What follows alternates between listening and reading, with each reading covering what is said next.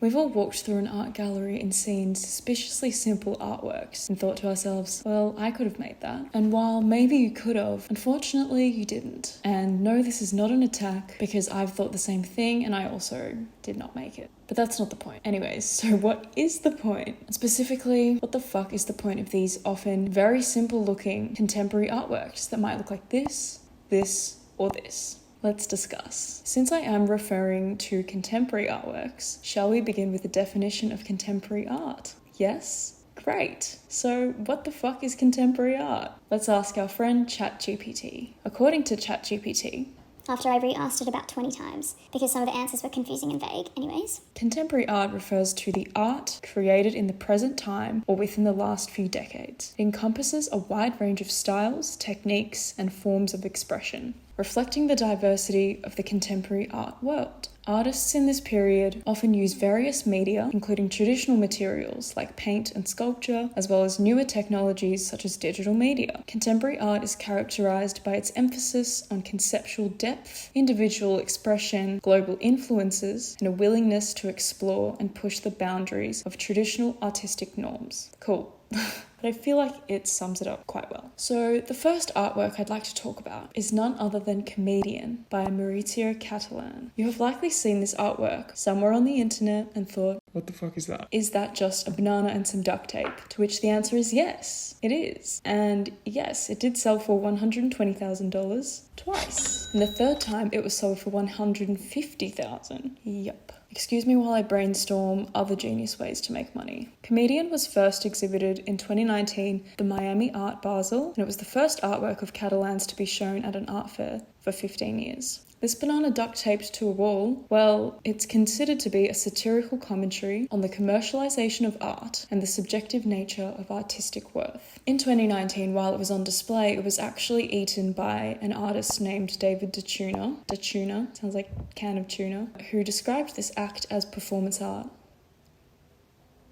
And in April of 2023, it was actually eaten again. An art student from Seoul National University ate the banana and then taped it back to the wall while it was on display at the Leeum Museum of Art in Seoul. It probably comes as no surprise that this artwork was widely criticised, given how simplistic it seems. Bananas and duct tape are pretty common everyday items, which leaves this artwork susceptible to the "I could have made it" statement. This artwork is actually currently on display in Melbourne at the NGV Triennial, and I did take a little video of it when I was there a couple weeks ago. So yep, this was one of the real ones, as opposed to this one. Not my everyday banana. This one's not real. Trust me when I say there was no shortage of people taking selfies with this banana. At the Art Basel in 2019, the artwork was actually removed early from its display because there were so many people lining up to take photos of and with the banana, to the point that it actually became a safety hazard. The banana actually also has its own Instagram account, which shares photos and memes relating to the comedian. But in the end, the reaction of the public, the buyers, the lovers, and the haters all combined to create Comedian. So basically the spectacle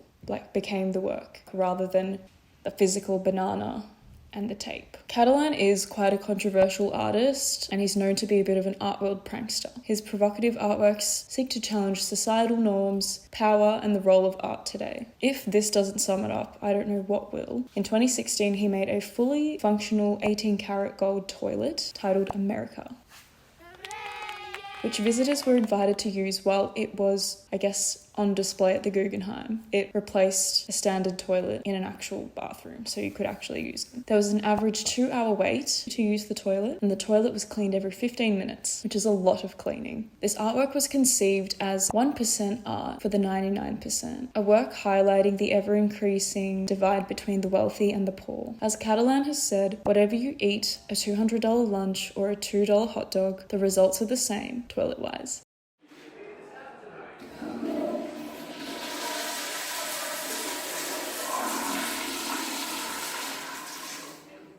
Love that. This toilet, which is reportedly worth about $6 million, was actually stolen from its display in 2019 whilst it was on loan to the Blenheim Palace. It was actually ripped right out of this spot. It was most likely melted down by those who stole it, but I guess the artwork lives on in the documentation and through all those who physically used and engaged with the toilet. It really is less about the physical artwork itself and more about inviting interaction or a reaction from its audience. Maybe an artwork gets critical thinking happening in your brain, or maybe it just gets us thinking, what is art? Is this art? What does art do for me? Or maybe you just love or hate how the artwork looks, and that's fine too. These are all normal reactions or thoughts to be having. The next artwork I would like to discuss is a painted Neolithic vase from 2011, made by a contemporary artist named Iway. It is titled Coca-Cola vase. This vase sold for £418,950 or $665,000 in 2014. Ai Weiwei is an artist and activist, and his work often addresses human rights, freedom of expression, and the impact of political and social issues in China. He commonly manipulates and reinterprets subjects from Chinese culture to challenge pre-existing understandings and create new meanings, as seen here in the case of the Coca-Cola vase. This piece is part of an ongoing series which actually began back in 1995 with this vase, which I'll put here. When Ai Weiwei moved to New York in the 1980s, he fell in love with Marcel Duchamp's ready-mades. Quick summary, Duchamp took everyday found items and transformed them into art. One of the most well-known pieces being this artwork from 1917 titled Fountain. And here's my picture of it when I visited the Tate in London. It's not a great picture, but we did see it in the flesh. Back to the vase. Ai Weiwei hand-painted the Coca-Cola logo onto this vase to present a juxtaposition between Eastern heritage and Western modernity, subverting the original associations that one may have, essentially Chinese culture versus the influence of Western consumerism. Ultimately, this vase is part of a series that looks at the tension between rapid modernization in the age of capitalism, yay, and the preservation of tradition within China. Ai invites the viewer to consider how China's engagement with the West has had both creative and destructive consequences, which is a notion that he explores a lot in his practice. The series also aims to spark conversation around cultural significance, questioning notions of protection, meaning, and interpretation within the cultural context of objects and their evolving significance throughout time. So what does it mean for this super old vase to exist and nobody to look at it or care about it? What kind of reaction do we have when it's been painted on with this recognizable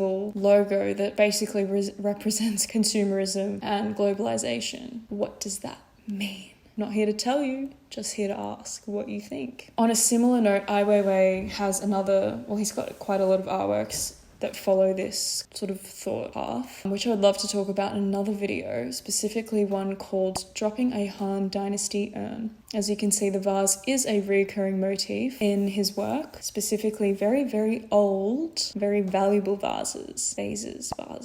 Anyways.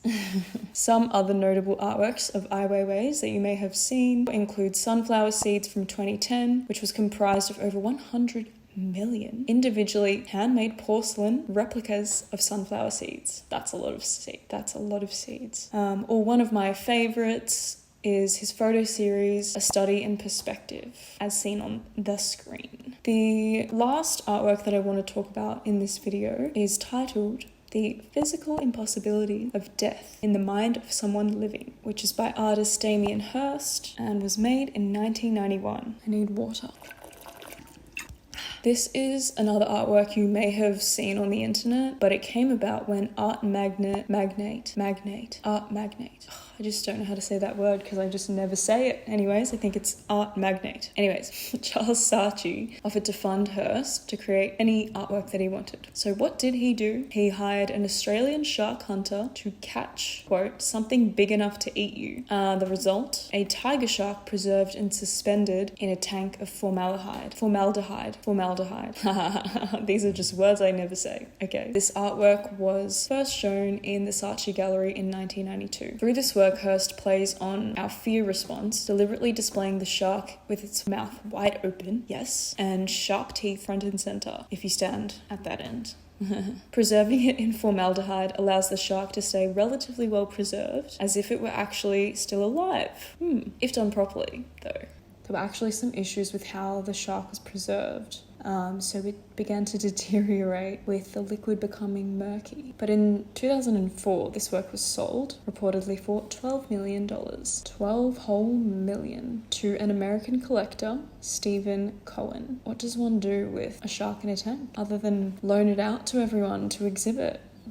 Anyways, due to the poor preservation, another shark was actually caught and shipped to Damien Hirst. And Oliver Crimmen, a scientist and fish curator, yes, that is a thing, at London's Natural History Museum, assisted with the preservation this time. Formaldehyde was injected into the shark's body, and it was soaked for 2 weeks in a bath of 7% formalin, whatever that is, and then it was put back into the original 1991 vitrine. Yay! So it was still half original. For Hirst, the shark symbolizes terror and fear, but since the shark is completely decontextualized from its natural habitat, the ocean, and frozen in formaldehyde, viewers can walk right up to the shark with no risk of being eaten. Hirst suggests that we as humans struggle to process the concept of death to the point that we continue to imagine that this shark is actually still alive. And while I think that is true, obviously there were efforts to kind of make it seem like it was still alive because it's sitting in the middle, like it's suspended in the formaldehyde. If it was just like lying on the ground and its mouth wasn't open and it didn't look like it was still swimming, I mean, then it would not look as alive. Anyways, whatever. Hirst actually did go on to preserve numerous other sharks, quite a few actually, and other animals in formaldehyde, including cows, sheep,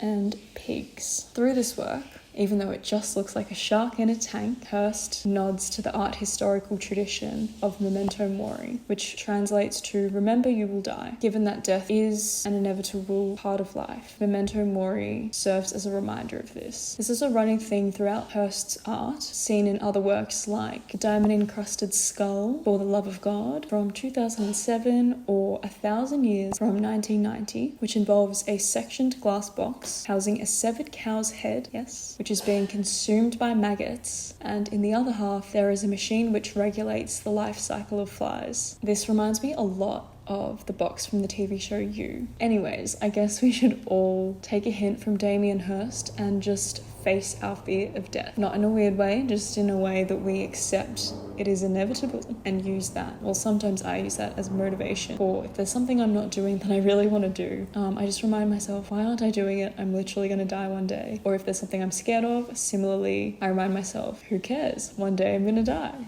No, God! No, God, please, no! No!